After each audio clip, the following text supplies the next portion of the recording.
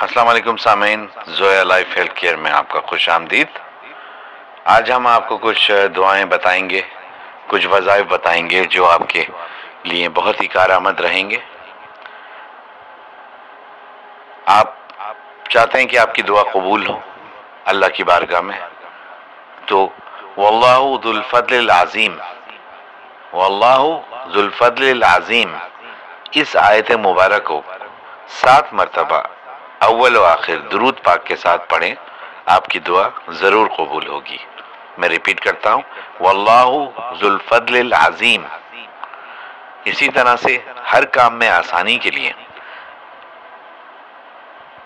اگر کام میں کسی قسم کی رکاوٹ یا مشکل پیش آئے تو سورہ الحدید 3 مرتبہ پڑھیے، انشاءاللہ تعالی کام آسان اور راحت کے ساتھ انجام دے پائے گا۔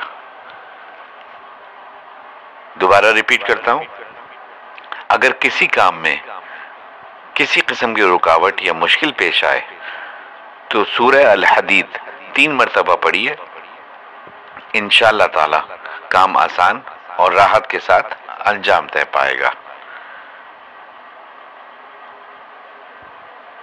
درود پاک پڑھنے سے مشکلات سے نجات کا آزمودہ عمل ہے۔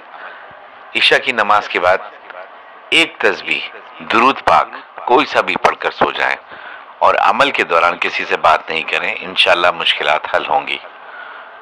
جو عمل بات کیے بغیر کیا جائے اس کی تاثیر بڑھ جاتی ہے۔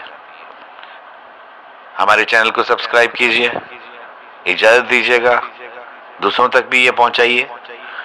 اللہ حافظ۔ پاکستان زندہ باد۔